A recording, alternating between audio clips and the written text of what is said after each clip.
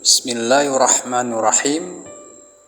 Assalamualaikum warahmatullahi wabarakatuh. Alhamdulillahirrabbilalamin.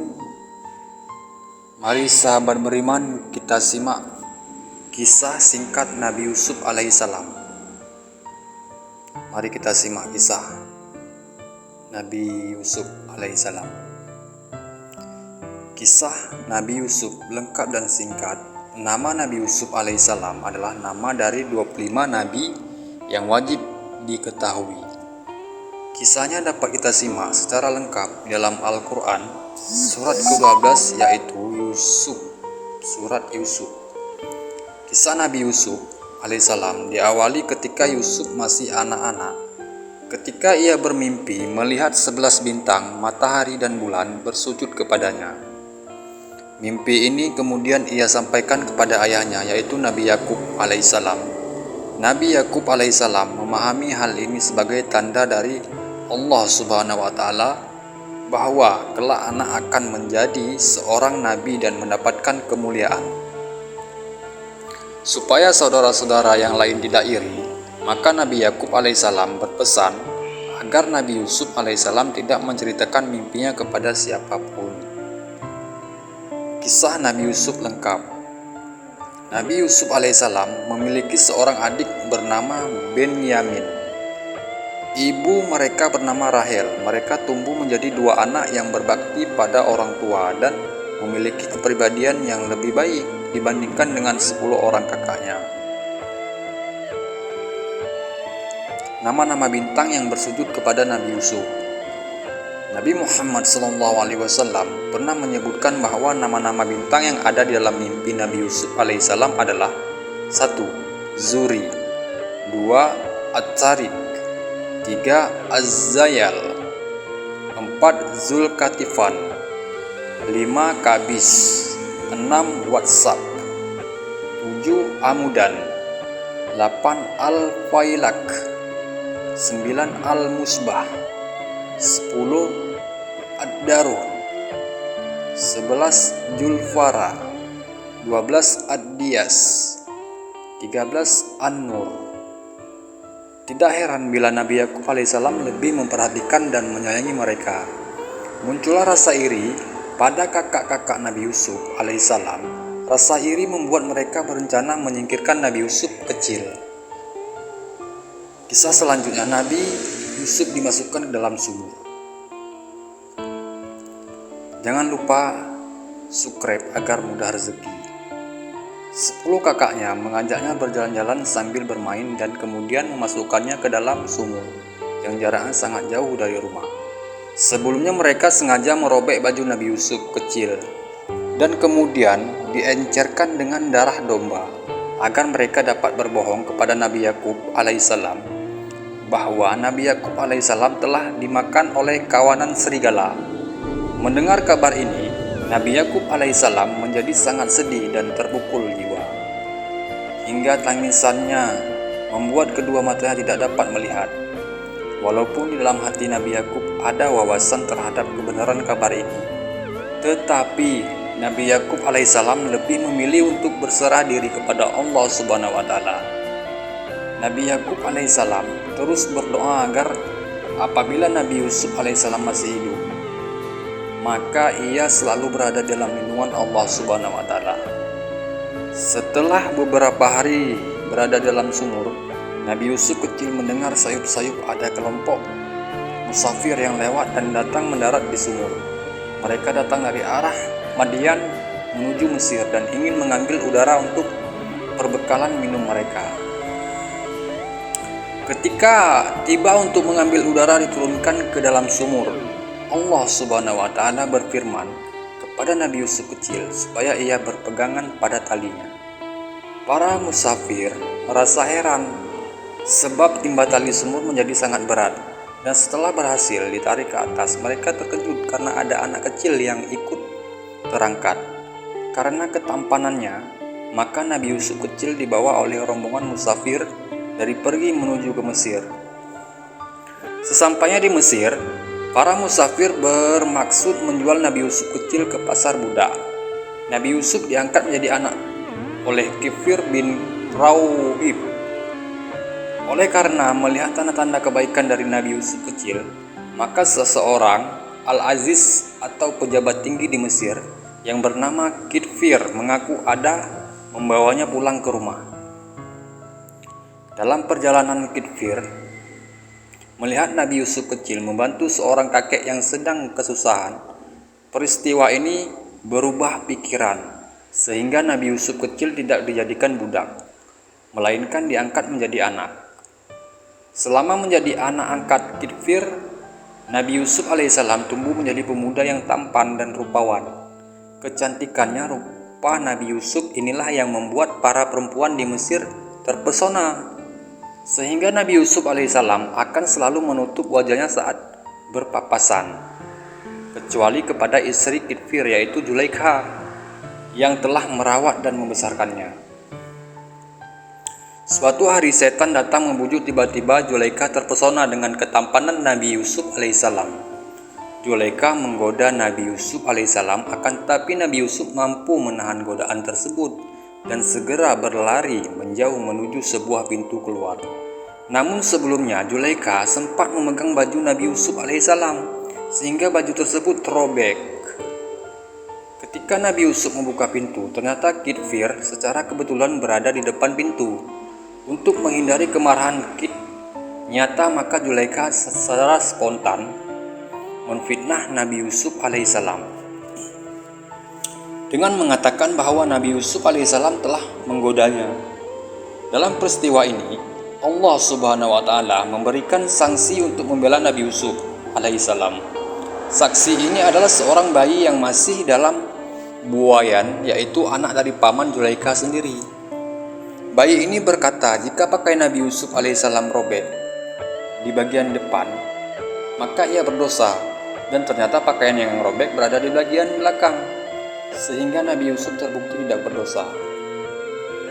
Kabar mengenai fitnah Zulaikha menyebar luas, menjadi viral pembicaraan masyarakat Mesir.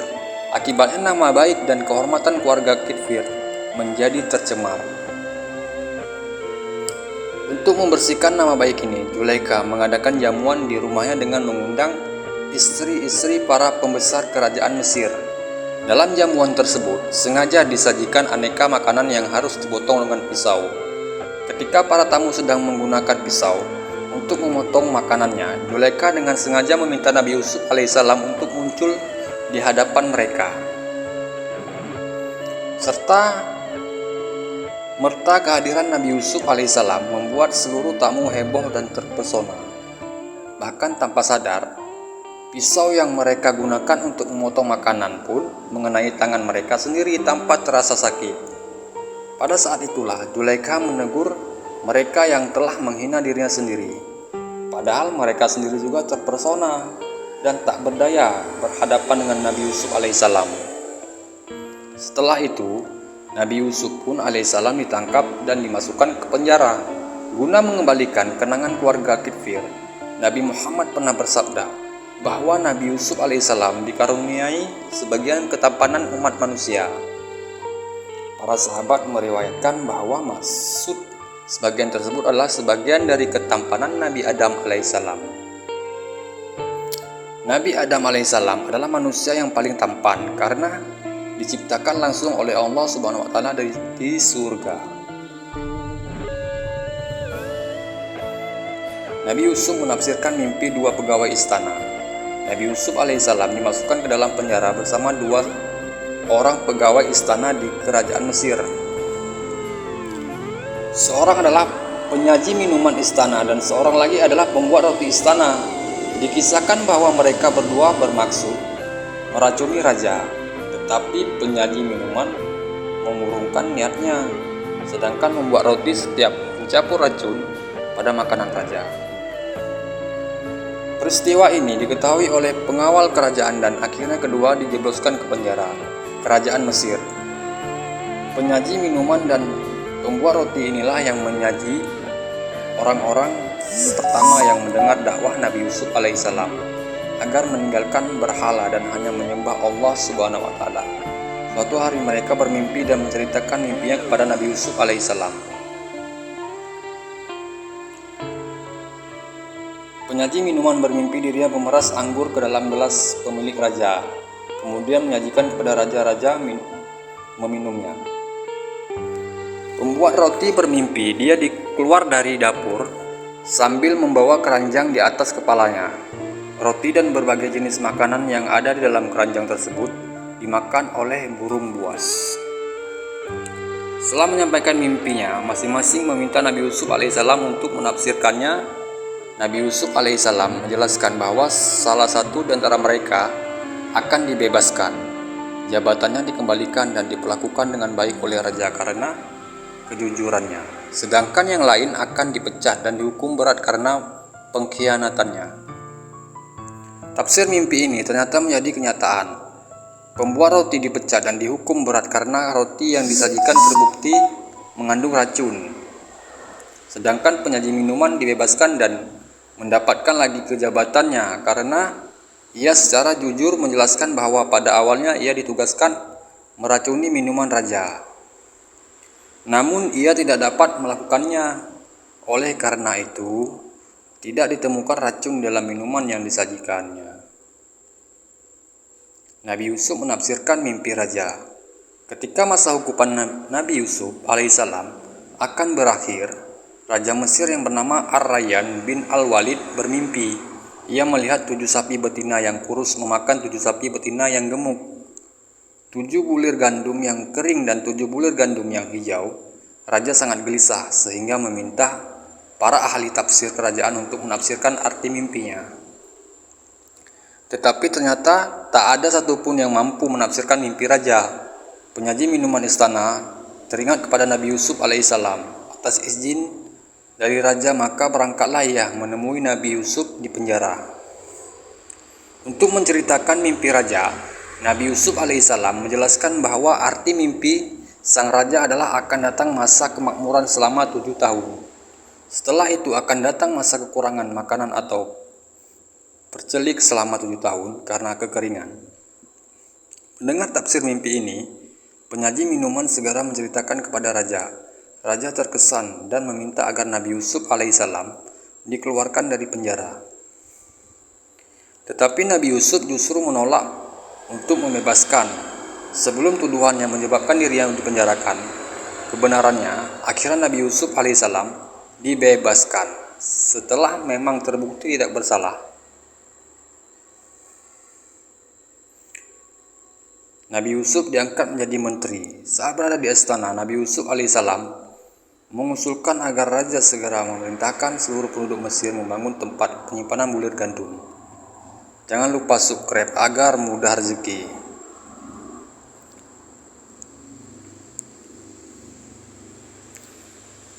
Menanam gandum selama 7 tahun sampai datang masa kekurangan pangan, Nabi Yusuf alaihissalam juga meminta agar gandum yang dihasilkan nantinya tidak dimakan semuanya, akan tetapi disisihkan sebagian.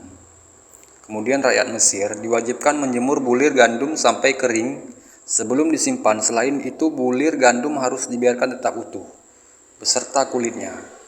Ternyata benar, bulir gandum yang kering dan kulitnya tidak terbuka memang lebih tahan lama dibandingkan dengan gandum basah dan kulit terbukanya.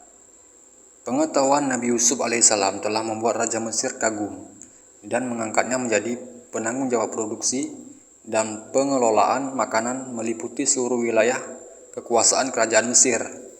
Raja memberikan cincin stempel kerajaan, pakaian dari sutra, mahkota emas dan kendaraan khusus.